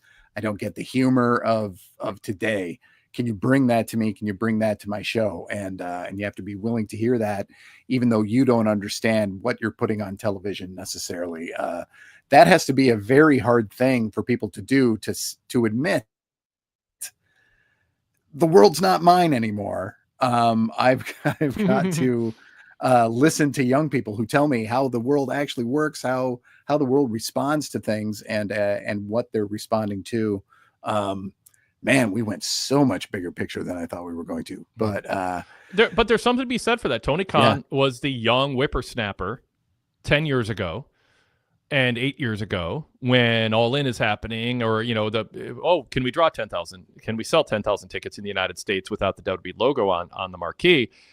And he was the young whippersnapper who the era that he was raised in was fresh, and there was a whole huge group of lapsed fans and disgruntled fans who were willing to support AEW.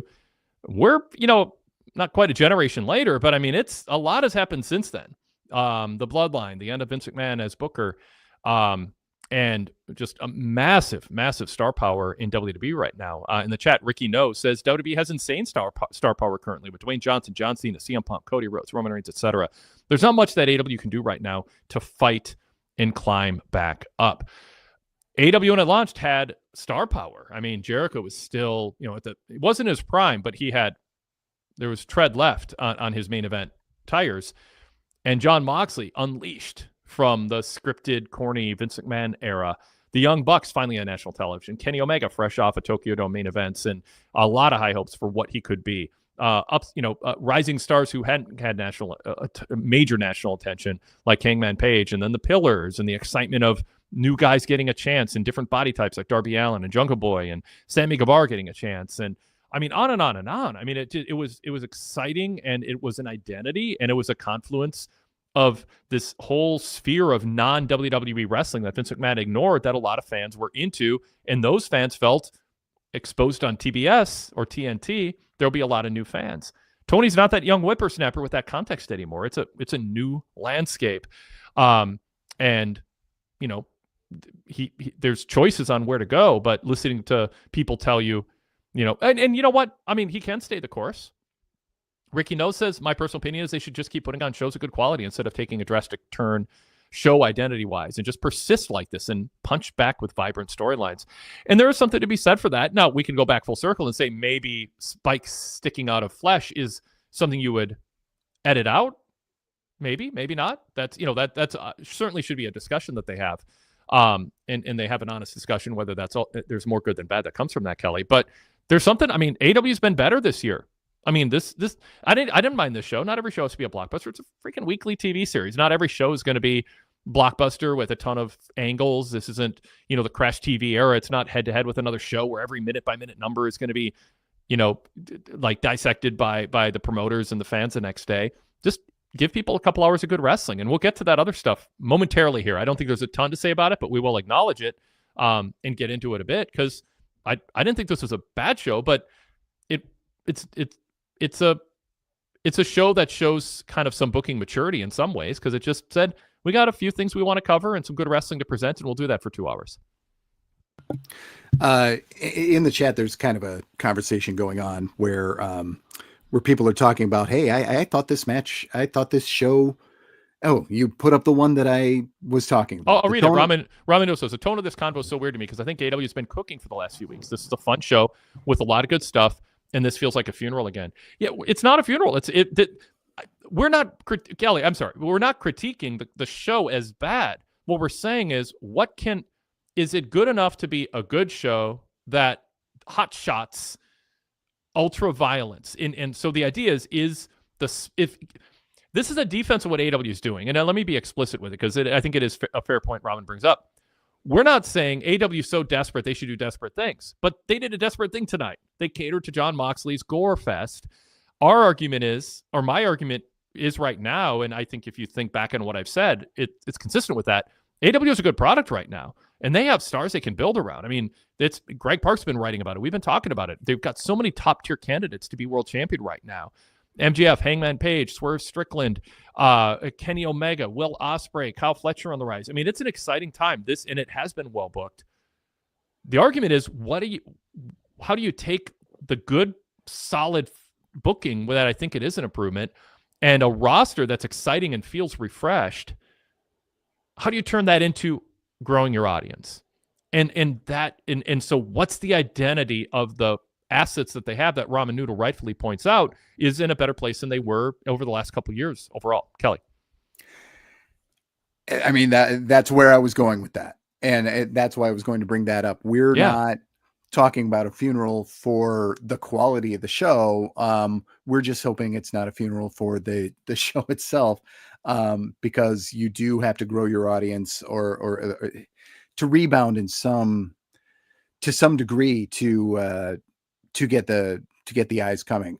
We know we've been watching wrestling long enough to know that once comes the best show, it still takes 2, 3, 4, 5 months for people to catch up and really turn on to that new product. Raw was better than Nitro for longer than that before it took over. Yes, it was. And Nitro, before they were beating Raw in the ratings, were beating them in terms of how good their show was early on. And you watch some of their early episodes now, and it was a different time. I'll just say that. Yep. But yes, Raw was just killing it well before the 88-week streak came to an end. So yeah, I think they're doing things that are going into the right direction, but I don't know, catching fire. Somebody else brought up the point of just committing to a single star and building everything around them. I think that would be something to consider. Tony is not somebody who's known who doesn't look like he is patient or looks like he is committed to keeping something the same and centering it around a guy, but maybe you do that. And I'm okay with an ensemble top star, for lack of a better phrase. And what I mean by that is I think I use a phrase like, you want to be in the blank business. If you're going to have Kenny Omega around and he's healthy, be in the Kenny Omega business. Make it obvious to everybody watching you're in the Kenny Omega business. Don't just have him be a guy who sometimes shows up. I made that argument for years about Don Callis. Like, get in the Don Callis business. I don't want him to, show up and be on commentary and then disappear for 3 weeks and not really be in a storyline. Decide, and I use, Kelly, I use the NBA analogy all the time. There's 5 starters, and on most teams, there's 2, 3 other players who get minutes. The bench can be deep, and there's players who deserve time on many other teams, and they might even deserve time on your team. But for a variety of reasons, you can't split the minutes evenly between 10 guys or 12 guys. You can't split it evenly. I haven't seen an NBA team succeed in that way. And AEW has to decide who their starters are. And that's a tough call. That might mean sidelining and essentially benching some other people, but decide who you're in the business of. And I think they're in a better spot now. If Tony Khan was listening to this, and he listened to me talking about that a lot last year, he would go, come on, give me credit. That's what I'm doing. They're in the Toni Storm business. She's now pivoting to a new feud at the end of tonight's show. That became crystal clear. They're in the Kenny Omega business. The international title is a focus. They've got a 2-3 week build to who his challenger or challengers, we'll get into that, are going to be. And Will Ospreay got featured tonight and was showcased in a match that was just there to showcase him, which is good. It says we're in the Will Ospreay business. They're not in the Young Bucks business at the moment. They're in the MJF Hangman Page business. They're not in the Sammy Guevara business anymore. Like, there's people who are featured who aren't now, and I like that. There's then you have, your 6-man, and you got your people who are first off the bench when someone's injured or sick, and they have that too. But they are devoting the majority of their time to a handful of people. And if you watch Dynamite especially, but even Collision too, you have a pretty good idea of they're in the business of about 7 people right now. And I think that's fine. You don't have to have just one singular top star. Frankly, WWE is too. They're in the business of Cody Rhodes and Roman Reigns, and women's division isn't as clear with Charlotte and Rhea, and yeah, that's a little bit more of an ensemble. But so I'm okay with that, and I think they're in a better spot than they were the last couple of years when it comes to, it's clear they're committed, because you're seeing them almost those top 5, 6, 7, 8 people almost every week. I certainly would have taken more Swerve tonight to see where that was headed. Yep. Would have liked to see more of that from the men's division. I will say, in terms of it didn't make sense to me, the placement of these matches before I saw everything play out. But Toni Storm is so confident and so good in her role that I was willing to, like, Statlander Bane, which I would not have guessed was going to be the main event, made perfect sense to me as the main event because Toni is so focused in this role. In WWE, she could have a good match, but I mean, almost everybody today can have at least an okay match. But she kind of dressed like a pinup girl. She kind of dressed like a punk or a hard rocker or something like that. And it all came together to nothing. And sometimes she was a tweener and that didn't help. And now she's so focused in look, in speech, in everything that I think this is one of the people you build around. She and they think so too. Let me make that clear. They know that. But if the low point, and the thing that I wish I could forget, was Wheeler Yuta yanking something out of Moxley's back, the high point was somebody in a beautiful British high dialect saying sugar tits. I just loved Toni tonight. I thought she was funny and engaging, and she put both of the women over. She did everything that I wish that every wrestler could do when they sit in on commentary. For somebody who drops in and drops out of this particular company, I was just astounded, because there's so much hype around Toni that I thought that I was going to come away thinking that it was like, okay, it's not all that, but it is all that. So yes, this is just one person I'm talking about, but this is somebody I think you can make a genuine centerpiece. And you can commit to, like NBA analogy, you can commit to your starting 5 for the first 30 games of the season and reevaluate, but you don't want to reevaluate every 3 games, even if the fans and social media are telling you to. You kind of got to give a chance for something to take hold, and they're in the Toni Storm business right now. I'd like Kenny Omega to show up at more arenas, but they're in the Kenny, in person, but they're in the Kenny Omega business. They're in the Will Ospreay business. They're in the Ricochet business, and Ricochet's earned that. And Toni was great.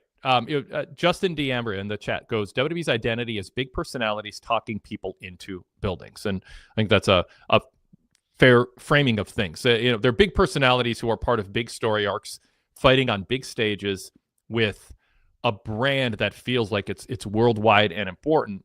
And there's a synergy there with big stars making WWE feel bigger, but WWE makes their stars who they choose to be big stars feel bigger. And they're in big story arcs, having big time epic matches and epic settings. It's hard to compete with. Toni Storm helps. Toni Storm, for people who didn't see or missed it in the overrun, after Megan Bayne beat Chris Statlander, which is a statement win for Megan, she grabs a mic and she goes, "Ma, you're a big bitch." And I always said, the bigger they are, not the harder they fall. She goes, the bigger they are, the harder they come. You know, Toni Storm with her double entendres and all that. And then she goes, it's time you and I get tantric. I'll make your thighs shake and your body quake, and I'll leave with this strap on. Not I'll leave with this strap on. I'll leave with this strap on because I am timeless Toni Storm. Her delivery is great. It's this deadpan delivery. She knows she's being clever and edgy, but she's not letting on. It's just she's doing it. And then Taz she's goes, not winking. The audience was with her all the way, but she was never winking. She was confident. In fact, she delivers it in a way where you would go, oh my, you know, like, oh my, did she really say that? What are you talking about? Like she can deny that she's intending any of this. Of course she is intending it, but her delivery isn't like, oh, I'm about to say something that's going to be controversial. And I just said something that's going to make people do a double spit take. She doesn't do that. She just is authentically who she is. And then Taz goes, she has a way with words. She talked about Tony Schiavone having Hollywood endings for $45 and then said that Excalibur sword has been pulled on quite a bit. I mean, you can't tune out her on color commentary and or on promos, and yet she's also a main event wrestler. And I wish they main evented with her match at the last pay-per-view. She's a star, and this is a star character. And if you're going to decide what your identity is going to be, part of it can be, you don't want to, who do we have to work with? Vince McMahon looked around and saw Stone Cold Steve Austin catching fire when he was supposed to be a heel with Savio Vega, managed by Ted DiBiase, who would do his talking for him. My God, did Vince McMahon get Steve Austin wrong at the beginning? And the fans reacted, and he went with him. The summer of Daniel Bryan. I mean, they resisted, the Authority resisted, and they had their reasons, but they also went with him. You know, I mean, they ultimately, made him a centerpiece of a lot of things because the fans rose up and reacted to something that caught fire. And that's what's happening with Toni Storm. And unlike with Hook, when there was sort of that Hook season, Toni Storm's ready. Hook, you could argue, wasn't, and I mean, not even close to ready to go to do more with. You can argue against that too, but Toni's ready. She's the total package. Yeah, this match was all right. Not one of my top three of the night, I guess. I thought this was okay. I liked Megan a lot. Chris, I've always been totally agnostic towards. I think she's fine. But I really like Megan as a challenger. I'm surprised it's happening this early, but they're doing what they're doing. Whatever. Maybe saving some of the bigger stuff for later, and maybe they'll run back Megan sometime later. But I say all this to say the match wasn't bad, but the best visuals were Toni's concerned reactions every time they went back to her. I mean, this is somebody you have to keep the camera on her and just let her do her thing, because her furrowed brow and her, I'm very concerned about this, I'm not going to lie. And just talking about the size of these women, she's so engaged. She commanded the room. This was a main event that was not about either of the women in the ring. Yeah. This was really good booking on a show that can be inconsistent with booking. This made sense to be last after our crossover match, just because of Toni carrying this. Fan Blast says it might be time to pivot to your top star being Toni Storm, not a man. She should be on mainstream media interviews constantly. Derek Mitchell says AW starters. This is who would get minutes on an NBA team: Kenny Omega, Will Ospreay, Swerve Strickland, MJF, Hangman Page, Toni Storm, Mercedes Moné. There's your top 7, according to Derek. I'm not gonna, at first glance, haggle with that either. Yeah. I don't have a major argument against that either. Yep. As far as Toni Storm in the quotes, Sadler version 3 says her line about Schiavone was great. I don't know how she keeps a straight face with these lines. That's part of the deadpan delivery is so key to this. It's one of the things I liked about Brandy Rhodes on the reality series with Cody Rhodes. Is like Cody would do these deadpan lines, and you could just see Brandy was used to that and knew it. And the dynamic that they had on that show was fun, because Cody has this deadpan sense of humor, and Brandy reacted to it really well. And kind of keeping a straight face when you could be laughing, but it's like, yeah, I know what he's doing. Kyle Fassel says WWE will give her a big offer once that contract comes up. Maybe. And maybe they'll get her. But maybe not. Tony Khan is really proud of her act. Covered that. Let's see. Ashley M says, I love Tony Storm and do want to see that 4-way match. Goodfella had said right before that, all the wrestling was really good tonight, worth a watch besides Mox and Cope. Let's see if there's anything else I want to. Taz telling Tony to lay out when Storm was talking about thigh squeezing melons had me rolling. So yes. Ospreay's push is reminding me of the summer of Daniel Bryan. What do you think of Will Ospreay, by the way, as a top star for AEW? Because obviously you're not watching AEW every minute of it, but you've seen obviously a lot of his work as a New Japan completist, and now he's being asked to do different things in AEW as part of a weekly TV series. I have seen hundreds of Ospreay matches, literally almost all of them in New Japan. So yes, Ospreay is somebody that I know very well. I have done a lot of New Japan recaps for the site, and if I've given a handful of 5-star reviews, I think it's 4, and everyone has either had Ospreay or Okada in it, and once against each other. So Ospreay, when he's, I don't want to say simplified, but when he went from a high spot wrestler into somebody who could do the ground game and could do the high spots all in the same match, that's when I really, really fell in love with him. Because before that, he was a guy who could go out and, go breakneck speed for 20 minutes. But I thought he really became a star when he did his initial heel turn, got his own faction, the United Empire, centered around him. And they started as real, real nasty, him especially. So I really started digging it. I dug him already, but I started really digging him even more then. United Empire kind of ends up leaning babyface because the Japanese crowd just really liked Will Ospreay. So it was hard to get them to boo him. So if anybody was going to be in a match today that was more or less inconsequential, but it just rose somebody's stock a little, I think Ospreay is somebody you do that with. I don't know how much work they need to do to get him there, but AR Fox is somebody he's wrestled around the world, so that they could have a good match. I don't remember, that's the only one where I did not take down the match length, but I think it went a good 10 or 12.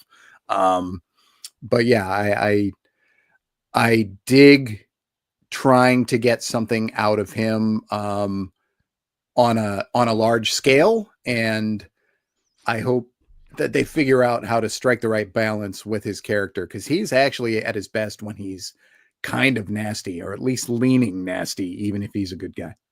That's the thing about him. He can come across as the chummiest guy that you just want to have a beer with at the pub, and that's his character. I mean, he's the guy you want to watch a football game with and at the bar. But he's not soft. You know what I mean? Like he will, there is an edge to him. And I think you can push him as a babyface who has that side to him that if you cross him or you push it, it's like, oh, this nice guy who's self-deprecating, talks about his wife, being in trouble with his wife, and, seems very just one of the guys. Not only is he an incredible athlete, but if you cross him, he can get nasty and deliver that. I mean, there's a lot there to work with, and I don't think AEW has fleshed that out yet. You also saw a lot of Swerve Strickland in NXT.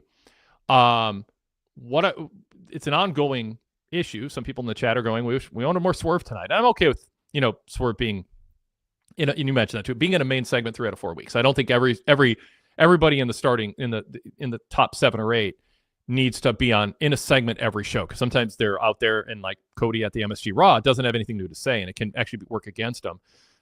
But you should have a video package or a recap or something to keep them in, like with Hurt Business or Hurt Syndicate tonight, keep them at the forefront of our mind. But what are Swerve's assets, and how do you, like, if I had told you, 3 years ago, AEW is going to be choosing between Swerve and Will Ospreay to be their top centerpiece babyface world champion, who would have shocked you more, and how do you feel about their assets relative to each other? Believe it or not, Ospreay would shock me more because I knew that Vince would not get Swerve. And I can also see Ospreay fading into the background of a lot of guys that are like him, lesser than him, but like him. And nobody is quite like Swerve. I'm just going to get this out of the way. Swerve is one of my favorite wrestlers ever. Mm-hmm. I love everything about him. I have for a very long time. I think that he is probably the biggest miss in WWE in the last 5 or so years. You could argue Tony, but we didn't see how good Tony was because of the confused presentation. They wanted her to be Tori Wilson. I mean, and that's not who they she did. is. Oh yeah. God, yes. Yeah. And we didn't, and so we didn't see that with Tony. So I understood why. I don't want to say let her go because she walked, but why I thought it was okay that she was heading out.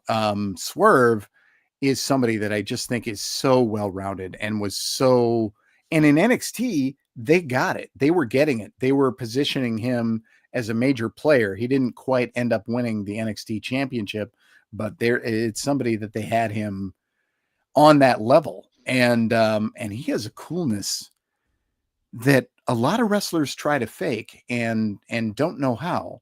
And he just has it. He enters the room. He's got it. And I just thought that this was somebody they should not let go. So I was actually less shocked that he went to the top of the card than I would have been with Ospreay, regardless of, oh, hey, bonus. We should have a sound effect when cats enter the picture because that happens.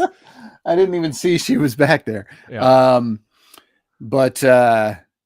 Yeah, so I love Swerve as much as ever. I've loved him since the first time I saw him live at First Ave Wrestling Fire Ant. I love it because that is something I saw. So what would it take? Big fan of him. Would have taken more of him, but I understand that he can't be the centerpiece every week.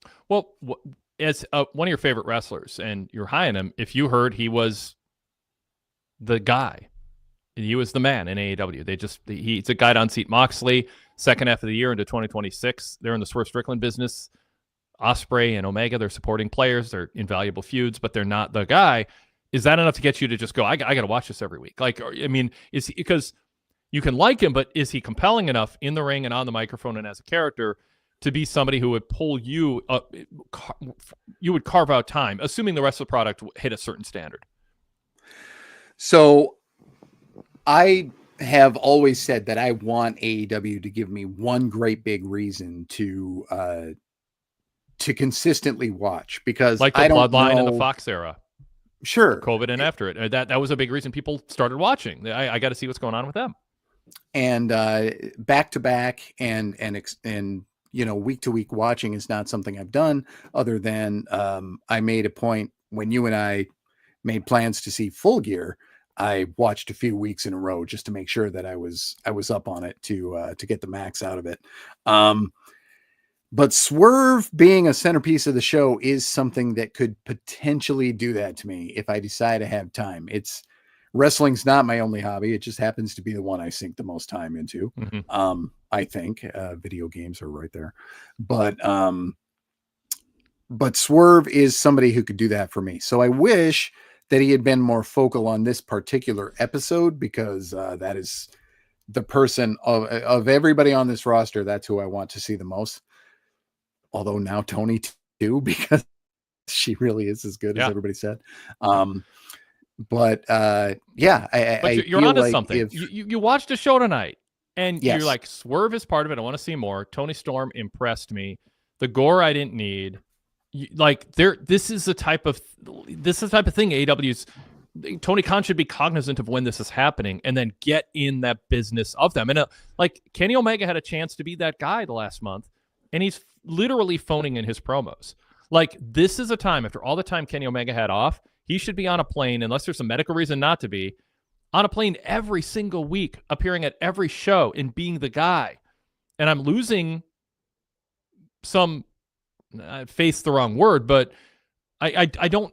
It doesn't seem like Kenny wants it that bad. You know what I mean? Like, it's just because if he did, he'd be here every week, interacting with everybody he's involved with in the international title scene, and he's not. You know, I mean, he's phoning him in, and so and MJF's got excuses. He's got his eyes on other things and all that. It's like I want the people who are showing up every week. I think Swerve wants to be there every week. Tony Storm, I think, wants to be there every week.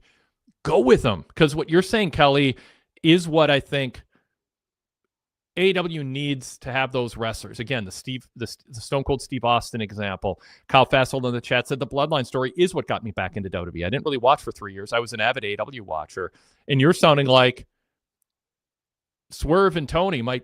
I'd carve out time for that. Yeah, I feel like this is as close as it's been to me wanting to continue to watch. I still think some of the, I don't want to say last minute exactly. They're still only doing 4 major shows a year.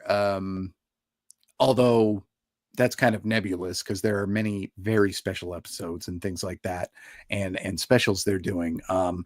There should be more long-term storytelling happening, but I feel like just enough happened this week that there is a chance that I will grab this next week. So I don't know. I did want to respond to Ramen, who said Fire Ant was Orange Cassidy, right? Yes, it was. I did not. Orange Cassidy, I don't believe existed under the name Orange Cassidy at the time. He was Fire Ant, and I've probably seen more matches of his in Chikara as Fire Ant than I have as Orange Cassidy. The one unifying principle is that as both Fire Ant and Orange Cassidy, he was very funny. He knew that. So yeah, I just wanted to call that out. Let's actually, I was going to say, let's talk about some of these other matches on the show, but I actually want to use emails to get us to talk about some other things, Kelly. First of all, Andrew WR says, I tried going live, but my headphones won't connect. I found the whole vibe of Dynamite off. From the pacing of the matches to the placement of the matches. It started with a 4-way with guys who have been losing, then someone I've never seen versus Mercedes Moné, then the Mox Cope match. I really like the Bane Statlander match, but main event? Okay, you got Tony. She's great, but please have 2 top main event stars main event. Sorry, not really a question. So I liked the match order tonight. I don't think the biggest stars need to go on last, and I also think Tony Storm might be your biggest star. Like, or, it's like Rhea Ripley in WWE. Just because it's a woman who's on top doesn't mean she's not. You're actually potentially your top attraction. And they should be open-minded to that. And that main event spot has some inherent value to it. I was fine with the match order. I thought the 4-way to open the show, Kelly, was exciting. I thought it was a good follow-up with Speedball Mike Bailey. I think they get him and what he needs to be. I'm not sure about adding him to Ricochet and Kenny is great. It feels like a little rushed. I don't. Maybe they won't get there. Maybe something will happen. But I thought match order was fine. I know I threw a couple things out there, but go ahead, Kelly. Your thoughts? Yeah, match order. If you looked at this on paper beforehand, without knowing what they were going to do, might be a little bit suspect. Having the championship match in the middle of the show is a giveaway that it's not going to be a title change. I get that. But yes, the opening match was a ton of fun. We barely touched on that. And there are reasons to be excited about everybody who was in that thing.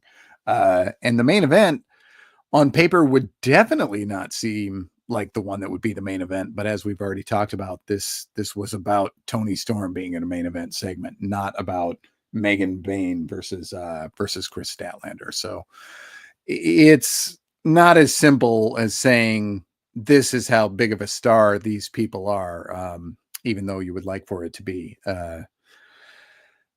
I understand why they did the match order they did, and I don't take any issue with the match order tonight at all.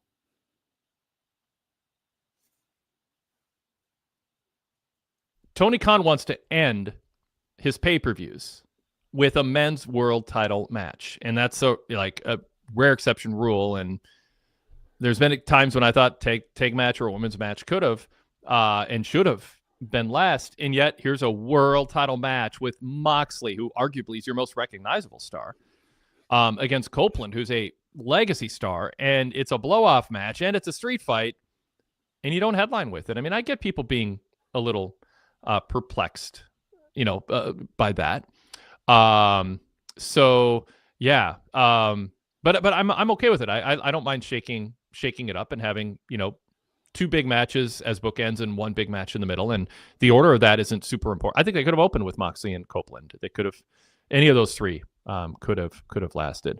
All right. So the opener was fun. Orange Cassidy interacting with Speedball was fun. Mark Davis was the big brute who, everyone's creating all these moves around him and he's keeping up and knocking them around.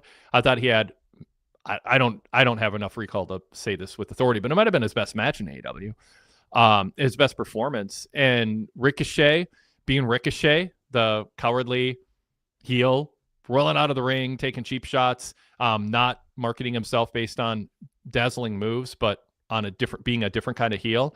And it's working, and he seems to be having fun, and he's good at it.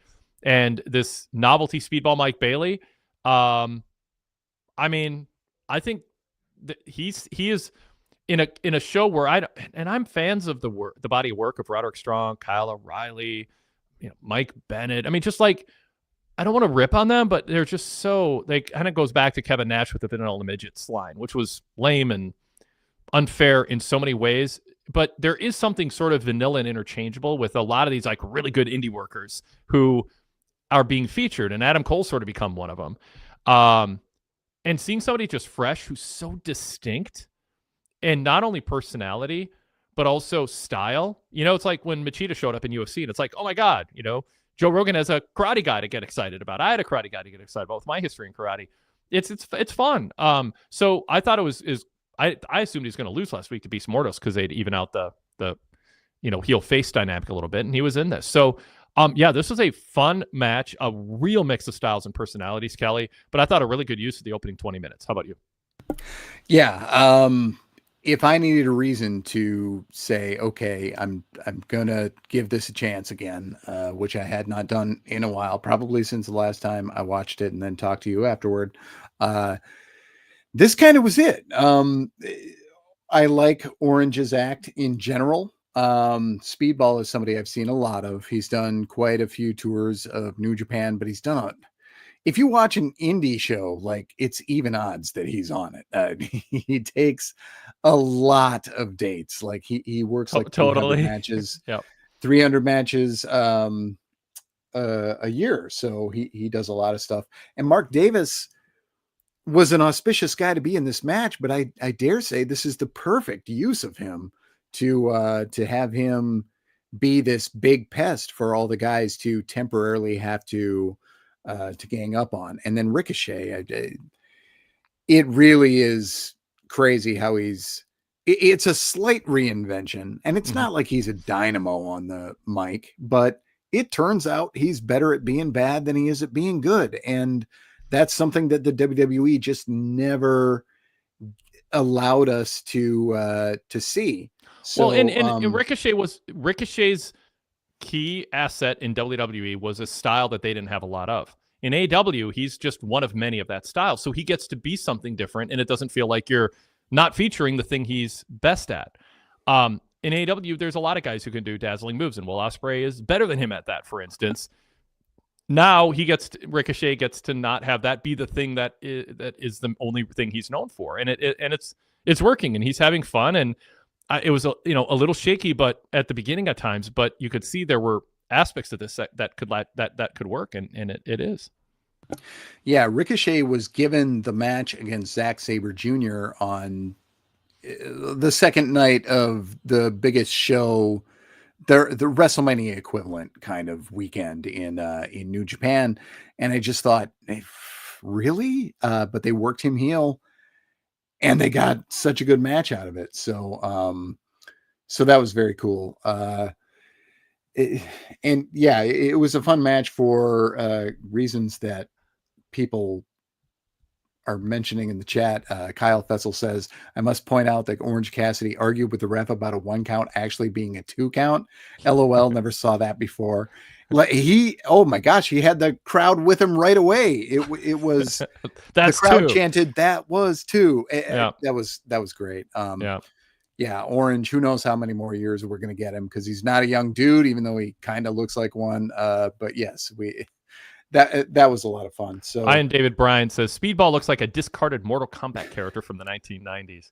But for a sec, Orange Cassidy's consistently fun and a staple, and Tony Khan loves him and trusts him. Mark Davis had maybe his best night in AEW. I thought he looked really good here. Kyle Fassel said, yeah, Mark Davis stuck out to me tonight. I thought the commentary kind of joked about him a little too much. They all said he had a big ass.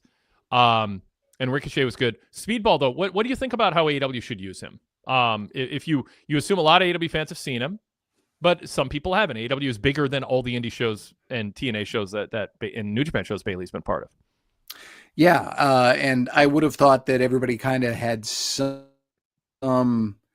I don't know. I watch so much wrestling. I assume that people have seen certain guys, but yeah, in the chat, I'm seeing that a lot of people have not seen Speedball.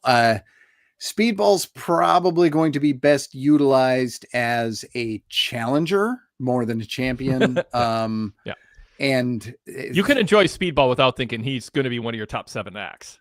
Yeah, and he's going to have a good match every time out, but I don't know that he's going to be a champ. He walks in looking like the Z-Man Tom Zank, and but he really like down to the hair. Yeah, the hair. He kind of does, and the very, very white teeth, which in Speedball's case are like the white mouth guard he wears.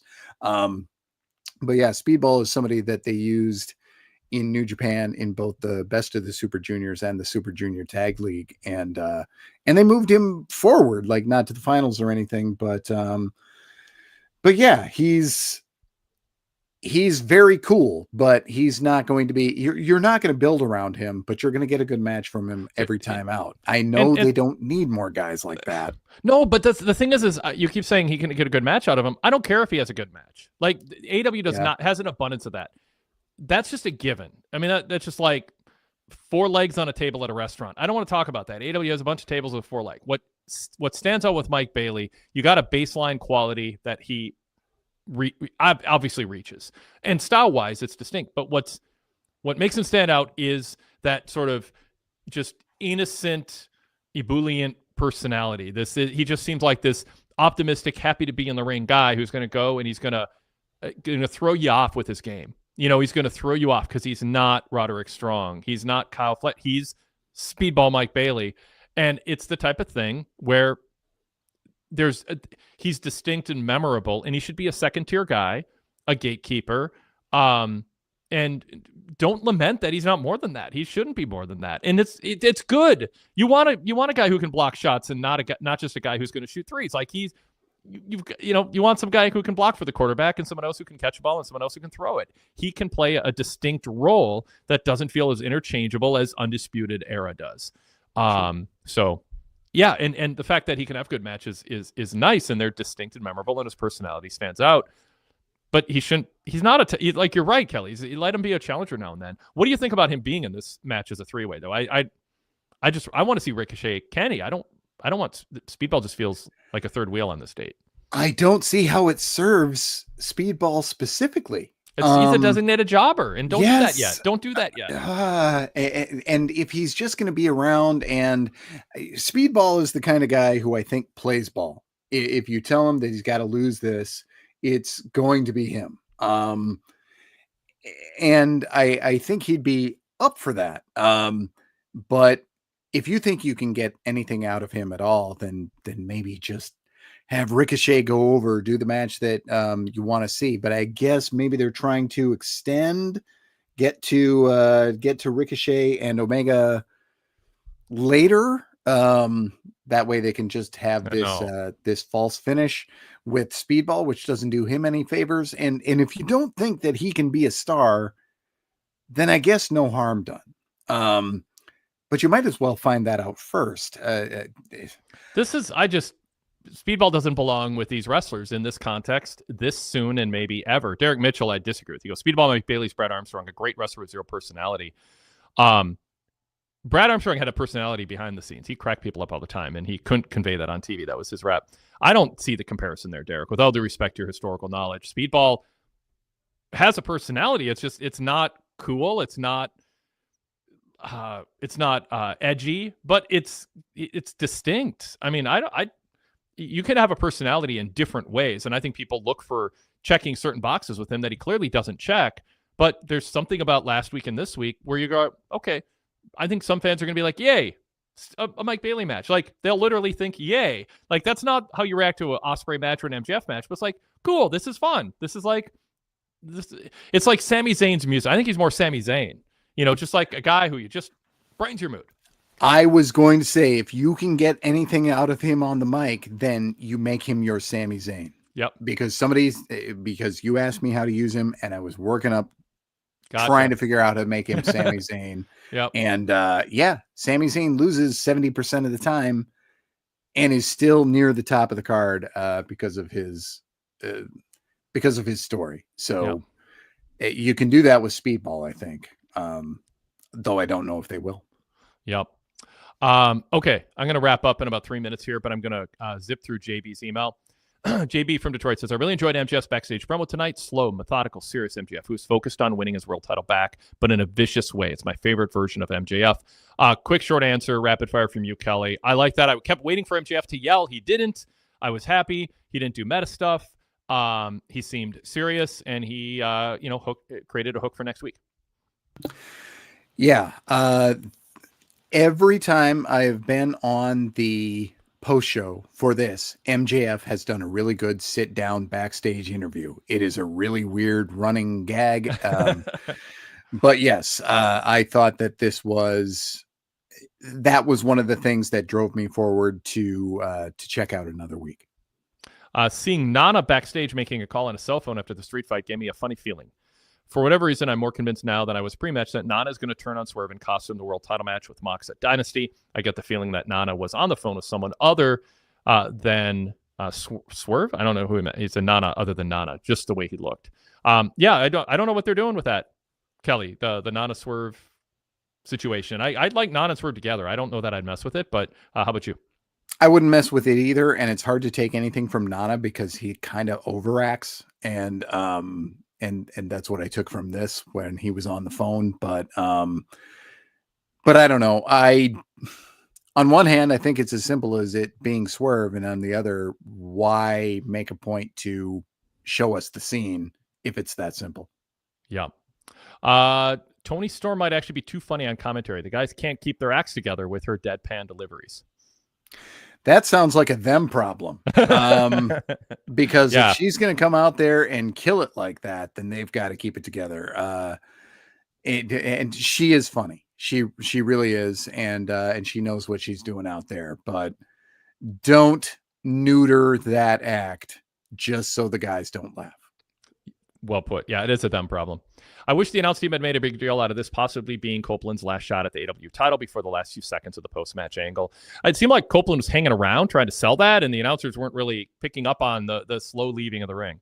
Yes, I think that they did make a big deal out of this being his last chance, and the announcers just elected not to tell that story. Yeah. If I had jumped in here and I didn't know really more context, I would have thought that Copeland was retiring. But it really did look like a funeral march for his time in the main event scene. Yeah. Mercedes asking in her interview with Renee, who trained her, referring to Billy Starks, almost assuredly means we're getting a Monet-Athena match sometime soon, right? If I had to venture a guess, I'd say at All In Texas. That'll make Rich Fan happy. Kelly, your thoughts on that? 100%. There's no reason that would be anything else. We didn't talk about that match, but that's pretty good. Billy Starks is she still 19 or is she 20? At any rate, she's better than she should be at this point. That was a nice little match, and I thought they were wise to give Billy a little bit of hype beforehand, because they used to just throw people out there cold, and they gave us a reason to care about her some, and I thought she acquitted herself well. Don't know if the superstar look is there yet, but there's time to tinker. But yes, this is leading to Athena. Thank you, Kelly. Fun conversation. Appreciate it. Yes, absolutely. Maybe I'll watch this damn show next week. That'd be great. I was interested in this. Maybe I'll put it back on my DVR. Well, it would be great. I'd love to have you in rotation on these shows. Check out Kelly Wells. He does NXT 8 Years Back with Tom Stout, reviewing an NXT show from 8 years ago, and also does New Japan podcast. And check him out on PWT Talks NXT on the PWTorch Daily Cast lineup. PWTorch.com/GoVIP, or get a 7-day free trial through Patreon or Spotify. Just search PWTorch VIP. Thanks, everybody.